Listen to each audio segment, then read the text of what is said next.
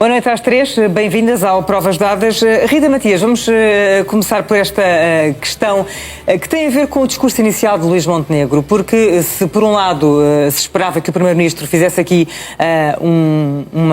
uma revisão das medidas que o Governo tomou, nomeadamente no apoio aos jovens, na compra de habitação e no aumento de rendimentos em geral, não era de esperar um ataque tão feroz logo no início da intervenção ao Partido Socialista e ao Chega? Ou isso surpreendeu de alguma forma?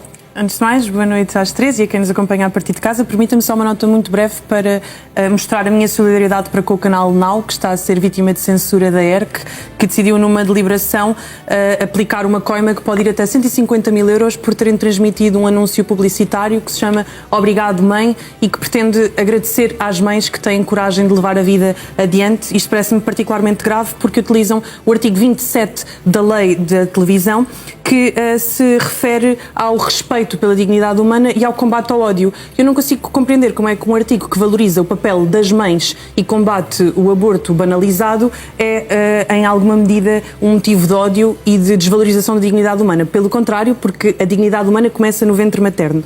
Posto esta introdução, Luís Montenegro, basicamente no discurso inicial, disse aos portugueses que não consegue governar porque há uma coligação entre o Partido Socialista e o Chega que determina... o governo de fazer reformas. Exatamente. E, portanto, um primeiro-ministro que diz que não tem a confiança do Parlamento tem que se sujeitar eventualmente à questão, questionar o Parlamento, se tem condições de continuar a governar ou não.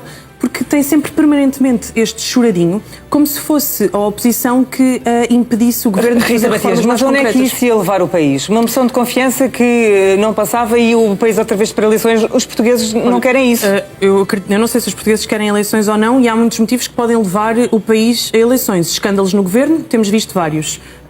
O Orçamento de Estado poderá chumbar e, portanto, Luís Montenegro também não tem feito um esforço sério por negociar com a oposição medidas concretas e tentar levar o país adiante. Portanto, Luís Montenegro também não se pode colocar permanentemente nesta postura de vitimização, criticando até aquilo que são passos positivos. Eu achei particularmente grave a forma como se dirigiu ao Chega e ao Partido Socialista, que aprovaram, por exemplo, a abolição de algumas portagens que beneficiaram o Algarve e o interior, dizendo que as pessoas poderiam passar de forma indiscriminada, como se algum português, no momento em que o gasóleo está mais caro do que nunca, andasse de forma indiscriminada a passear de carro. Não, aquelas pessoas do interior que estão a beneficiar com esta medida do Chega e do Partido Socialista são pessoas que tinham as suas empresas asfixiadas, são pessoas que deixavam de ir visitar a família porque não tinham como pagar as portagens absurdas que o nosso país infelizmente ainda tem para tantas realidades. O que é que fica deste debate esta tarde? O que fica deste debate é um primeiro-ministro que prefere lamentar-se da falta de condições políticas que não quer criar, em vez de pedir desculpa aos portugueses por se ausentar do país em momentos chaves, em momentos em que um dos maiores concelhos do país está sem água,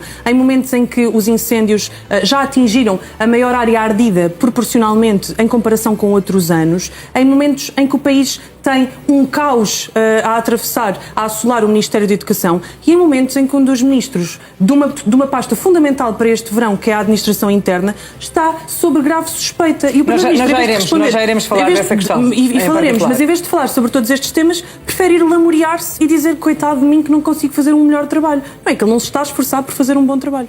E o Primeiro-Ministro reconheceu hoje que há problemas, mas recusa essa ideia, como todos ouvimos no debate sobre o Estado da Nação, recusa que haja caos. Vamos aqui a esta questão do Ministro da Administração Interna, Rita Matias, toda esta polémica em torno do mesmo empreiteiro que fazia obras para a Polícia Judiciária estar a fazer obras no monte do Ministro da Administração, Luís Neves. Agora hoje soube-se novos dados, há um atrelado que foi apreendido numa operação da PJ contra o tráfico de droga. Esse atrelado está a ser utilizado por esse mesmo construtor. Há também aqui uma questão de umas madeiras que foram oferecidas, que eram da Infraestruturas de Portugal, portanto da CP, ao então diretor da Polícia Judiciária, Luís Neves, que estão a ser usadas para fazer mesas e cadeiras no mesmo monte alentejano. Em que posição fica Luís Neves com todo este ruído em torno desta questão do empreiteiro das obras? Eu penso que Luís Neves, se tivesse um pingo de vergonha na cara, demitia-se e afastava-se do cargo que ocupa, porque tem demonstrado não só que não tem isenção suficiente e seriedade suficiente para desempenhar o cargo de Ministro da Administração Interna, como também não tinha capacidade para desempenhar a função que tinha na Polícia Judiciária, que é responsável pelo combate ao crime em Portugal. E como é que o principal responsável pelo combate ao crime em Portugal é ele conivente com ações que roçam a criminalidade. E neste sentido, eu fiz um comentário há pouco em relação à intervenção da Aline, porque achei muito estranho, nenhum partido sentiu necessidade, a par do Chega, de querer aflorar este tema e de perguntar a Luís Montenegro esta questão para o debate sobre o Estado da Nação e Luís Montenegro respondeu que era uma pergunta retórica, porque naturalmente confia em todos os ministros e secretários de Estado. Exatamente, e mais ninguém estranha. Todo este escândalo está a acontecer com um ministro que claramente mostra não só que está em conflito de interesses, como pratica aquilo que é a irregularidade. Estas obras que estão a acontecer no Seu Monte, em Odmira, em São Teotónio, não têm qualquer comunicação à Câmara Municipal, nem um pedido de licenciamento. Então, nós aos portugueses comuns exigimos taxas, taxinhas, documentos, emolumentos, para tudo e mais alguma coisa. Mas o Sr. Ministro e ex-diretor da Polícia Judiciária está isento porque se acha acima da lei e, eventualmente, porque sente que tem não só as estruturas policiais condicionadas, como sente também que tem na mão vários políticos portugueses. E eu pergunto-me, porquê é que Luís Montenegro não afasta este ministro que claramente está em situação de irregularidade? Basta perceber que até o exercício das suas funções poderá ter estado em incompatibilidade porque a mulher tem uma empresa que não declarou enquanto diretor da Polícia Judiciária e também não declarou enquanto dirigente do atual governo. Portanto, este ministro é claramente pouco sério. Mas porquê é que Luís Montenegro não tem coragem de o tirar?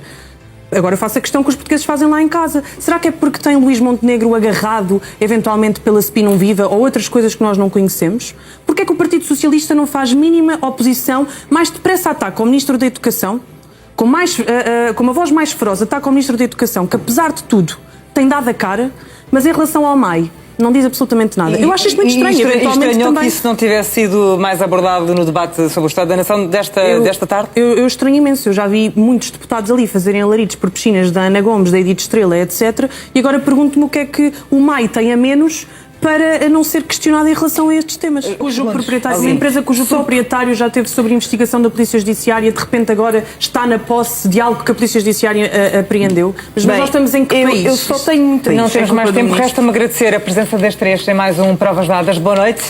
Obrigada.